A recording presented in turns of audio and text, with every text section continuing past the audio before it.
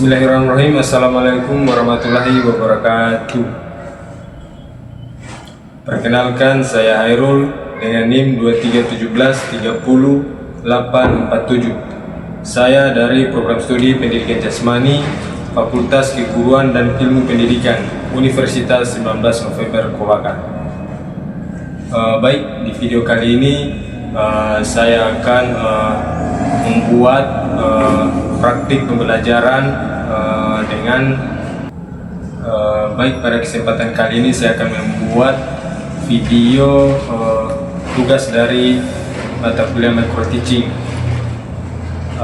dan adapun pembelajaran saya itu pembelajaran pendidikan jasmani pada fase E atau kelas 11 SMA.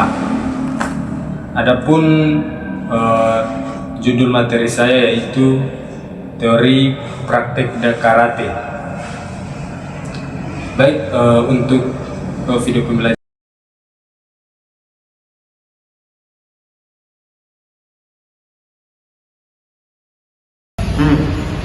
Assalamualaikum warahmatullahi wabarakatuh. Waalaikumsalam warahmatullahi wabarakatuh. Bagaimana kabarnya anak-anak? Bagaimana rasanya hari ini? Alhamdulillah sehat. Oke, hari ini kita masuk di pelajaran pendidikan jasmani. Adapun mata pelajaran yang akan kita pelajari hari ini yaitu karate. Sebelum kita masuk ke pelajaran, baiknya kita berdoa dulu. Satu orang coba pimpin doa dulu. Kita kelasnya, ruang saya coba pimpin doa. Teman-teman pimpin pelajaran. Doa mulai. Doa selesai. Oke, hari ini hadir semua. Hadir Pak, tapi satu orang izin. Siapa itu? Aku Pak. Oke, nanti konfirmasi sama saya ya. Oke, anak-anak, ada yang pernah dengar karate atau ada yang pernah lihat kejuaraan karate? Saya Pak pernah lihat kejuaraannya. Oke, karate. Nah, bagaimana perasaan atau pikiran pada saat melihat orang mengikuti kejuaraan karate atau pada saat kamu lihat orang olahraga karate? Deg-degan Pak, ada sering orang bertengkar waktu sekolah. Nah, kalau di Indonesia keras Pak, karena fisik terus. Nah, kalian sudah tahu, daripada kalian penasaran, maka hari ini mari kita belajar teknik-teknik dalam karate agar kita bisa paham, atau kalau kita fokus nanti bisa juga kita ikut kejuaraan karate, bisa komite atau kata. Nah, sebelum kita lanjut ke teknik, mari kita bahas dulu apa yang karate. Nah, karate ini adalah seni bela diri yang berasal dari Jepang, tepatnya di Okinawa. Nah, karate ini artinya adalah bela diri tanpa senjata atau bela diri tangan kosong. Contohnya dia seperti hanya menggunakan tangan, kaki, siku, dan lutut. Dia tidak menggunakan alat bantuan seperti alat tajam atau tongkat. Oke? Nah, selanjutnya kita lanjut teknik-teknik dalam karate. Nah, ada yang tahu teknik-teknik dasar dalam belajar karate? Coba angkat tangan kalau ada yang tahu. Apa itu Pak? Teknik-teknik dasar dalam seni belajar karate. Coba salah satunya saja kalau tidak tahu semua teknik dasarnya. Pukulan Pak. Nah, pukulan apa namanya dalam bahasa Jepang? Namanya pukulan Idan Suki. Nah, Idan Suki itu seperti apa dia? Pukulan apa? Kalau punya saya itu Pak, Idan Suki itu pukulan 2 kali serangan dada. Sasaran pukul hati Pak. Nah, oke, mantap. Dari dulu tentang nah, oke, ada lagi. Coba satu orang lagi angkat tangan yang tahu salah satu gerakan. Bisa Pak. Nah, salah satunya bisa apa? Bisa nafas. Nah, namanya apa itu? Nah, mantap. Dari dulu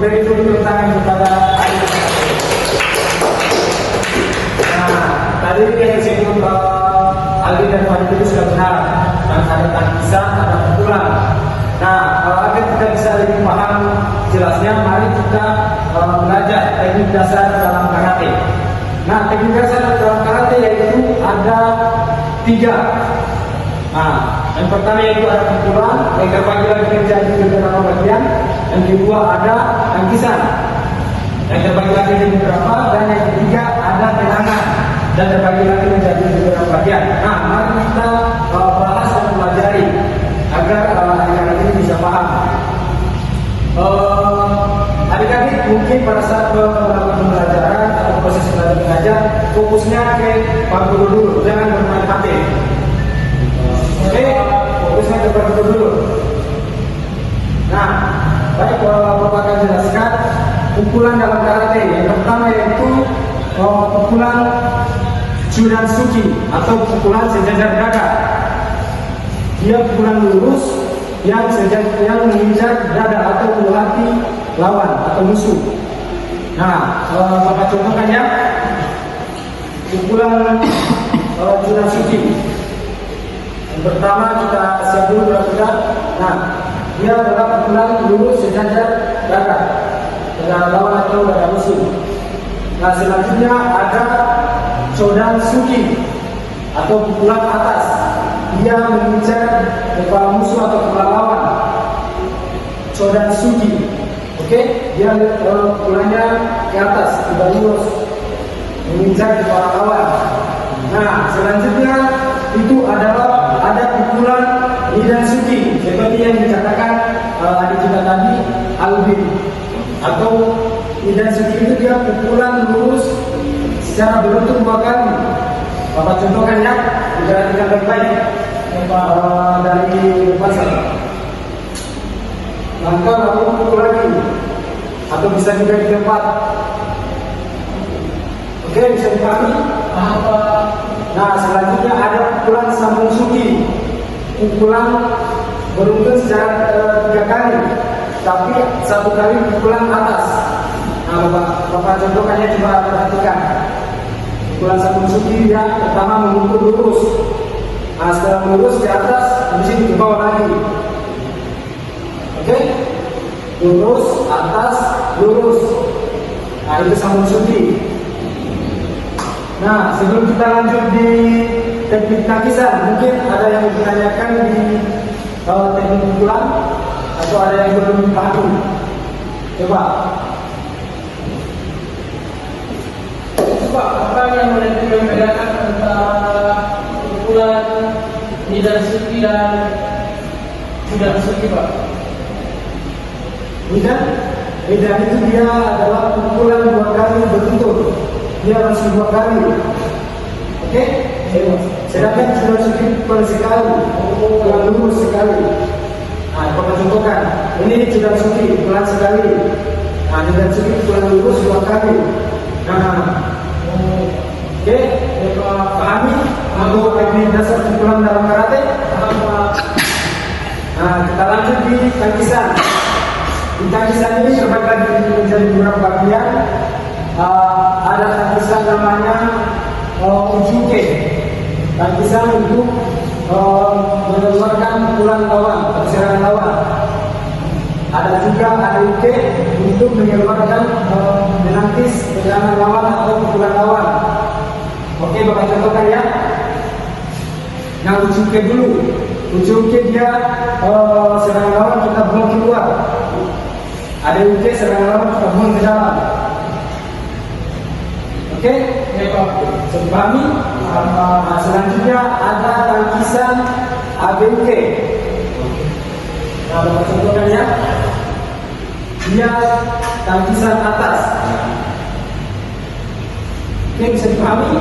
Oke, di tangkisan mungkin ada yang tidak dipahami atau mau dipertanyakan dengan tangkisan. Kenapa? Apa ini? Pertanyaannya, Pak, ada berapa tangkisan dalam karate, Pak? Nah, sebenarnya tangkisan dalam karate itu ada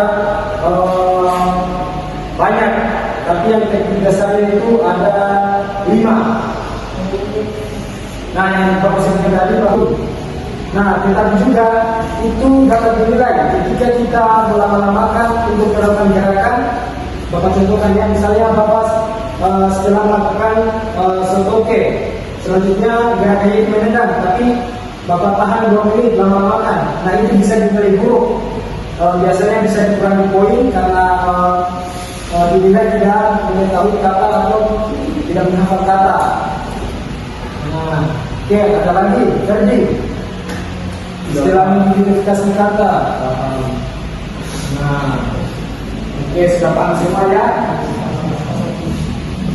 Oke, kita sudah belajar dari dasar dalam karate. Bapak mau tunjukkan salah satu gambar orang yang pernah, orang Indonesia yang pernah menjuarai SEA Games, Universitas SEA Games kata. Dia menggunakan kejuaraan kata mengambil piala emas, medali emas di kejuaraan SEA Games Universitas tingkat mahasiswa. Nah bisa dilihat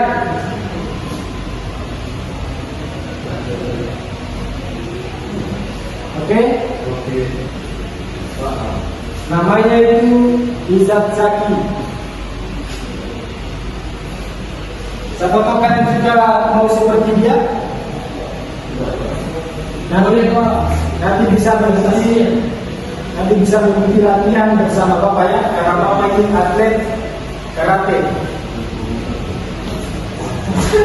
Nah, oke. Coba masih ada yang mau ditanyakan atau sudah paham semua? Nah, oke. Mungkin pelajaran kita hari ini cuma di situ, dan Bapak ada tugas untuk minggu depan. Nah, kita sudah belajar tekniknya, maka minggu depan kita akan praktek teknik dasarnya. Setelah itu bisa kita masuk, kalau misalnya waktu kita masuk ke komite dan kata, kita praktek ya. Prakteknya itu di Gelora Kelaka. Pakai olahraga, bajunya training, celananya training. Kalau ada perangkat karantina bisa dibawa. Dan tugasnya itu di rumah kalian silakan hafal gerakan-gerakan teknik dasar dalam karate yang Bapak jelaskan tadi. Oke, saya dengar.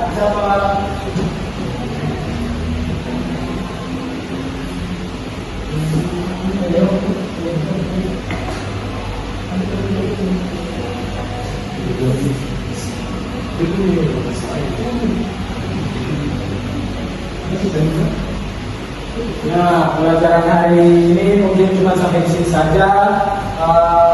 Semoga apa yang Bapak sampaikan hari ini bisa masuk di kepala kalian. Oke? Nah, baik. Akhir kata saya ucapkan wassalamualaikum warahmatullahi wabarakatuh. Waalaikumsalam. Sampai bertemu di pekan depan. Kita posisikan tadi baru 3. Oke, kita lanjut di tangkisan yang 2 ya, teknik dasar itu. Nah, tangkisan yang keempat yaitu kidan barai, atau juga ini disebut kalau di dalam karate itu gerakan awal dalam karate. Biasanya kidan barai bisa dipakai budak-budak dan bisa dipakai jurus dalam komite. Nah, Bapak contohkan ya, kidan barai. Kidan barai itu dia melangkah kaki kiri melangkah ke depan. Oke, Bapak contohkan. Nah, oke. Nah, selanjutnya yang kelima ada tangkisan sotoke. Biasanya dia menangkis untuk selain menangkis mengajak untuk melakukan serangan tendangan. Sedangkan tangkis-tangkisan yang Bapak sebutkan tadi itu hanya untuk menangkis pukulan atau tendangan, tapi tidak ada niatan untuk melakukan serangan balik. Nah, sedangkan sotoke ini dia bebas untuk melakukan serangan balik. Bapak contohkan seperti ini. Kalau dari depan. Nah, bisa dilihat ya Pak. Oke. Bisa dipahami ya teknik tangkisan? Ya, paham Pak. Selanjutnya kita masuki teknik tendangan. Nah, coba orang ada yang tahu salah satu teknik tendangan, gerakan tendangan dalam karate. Tendangan meja Pak. Nah, bagaimana contohnya itu? Dia tendangan sejak dengan pinggang sasarannya Pak. Nah, betul sekali. Tapi dia bukan pinggang bagian samping, hanya lurus di pinggang, tapi sasarannya adalah perut atau ulu hati. Oh iya Pak. Oke? Oke. Bapak contohkan ya. Nah, dalam teknik tendangan terbagi menjadi dua. Yang teknik dasarnya ada Maigeri Judan dan Maigeri Judan. Nah, Maigeri Judan ini dia sasarannya adalah ulu hati. Oke, Bapak contohkan, coba perhatikan.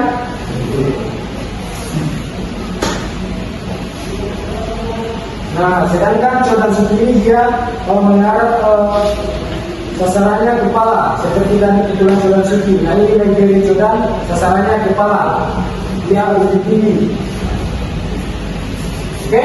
Iya Pak. Bisa dipahami? Paham Pak. Nah, itulah tadi teknik-teknik dalam karate, teknik-teknik dasar dalam karate. Sudah bisa dipahami semua. Iya Pak. Nah, sekarang kita belajar teknik-teknik dasar dalam karate. Ada yang mau ditanyakan atau ada yang masih belum dipahami? Coba Kalau dalam karate Pak, ada kita juga tendangan samping. Nah, itu tendangan samping ada. Sebenarnya dalam karate itu banyak sekali macam gerakan. Cuman yang Bapak ajarkan hari ini yaitu cuma teknik dasarnya. Nah, ketika kita masuk dalam dunia kata atau komite fight, maka tendangan itu sangat banyak. Kita bisa melakukan moroke, tendangan wasi kiri, tendangan mutar, atau bisa juga tendangan gunting. Tapi itu jadi ketika kita masuk dalam komite atau fightnya dalam karate. Tapi untuk awal-awal kita harus belajar dulu teknik dasarnya saja. Oh iya Pak. Nah, ada yang mau ditanyakan lagi? Saya Pak. Ya, apa itu? Apa bedanya komite Pak sama kata dalam karate Pak? Komite dan kata, pertanyaan bagus. Nah, Bapak jawab ya. Dalam karate itu terbagi menjadi dua unsur. Dia bisa fight dan kata. Apa sih komite itu? Komite itu adalah kalau karate ini dipertandingkan. Biasanya satu orang satu lawan satu. Dia itu fight. Nah, siapa yang paling kuat itu kemenangnya. Nah, sedangkan dalam kata dalam karate itu artinya adalah seni yang menunjukkan gerakan-gerakan dalam karate. Biasanya diperhitungkan kecantikan dan keindahan dalam melakukan gerakan karate. Biasanya dia dilakukan secara perorangan juga dan bisa juga serentak. Dilihat mana yang bagus gerakannya dan mana yang cantik gerakannya, itu pemenangnya. Oke, bisa dipahami? Paham Pak. Nah, selanjutnya kita bagi kelompok. Kelompok satu, Irwansyah, Alvin, Fadil. Kalian identifikasi tentang komite dalam karate. Nah, untuk kelompok dua, Evi dan Ferdi dan Fadan, kalian identifikasi gerakan kata dalam karate. Oke? Ya Pak. Ayo identifikasi apa yang kalian pahami dan apa yang kalian sudah mengerti di kata atau di komite. Oke? Bapak kasih waktu 2 menit, silakan berdiskusi dengan kelompoknya dan setelah itu sampaikan ke Bapak ya. Ya Pak.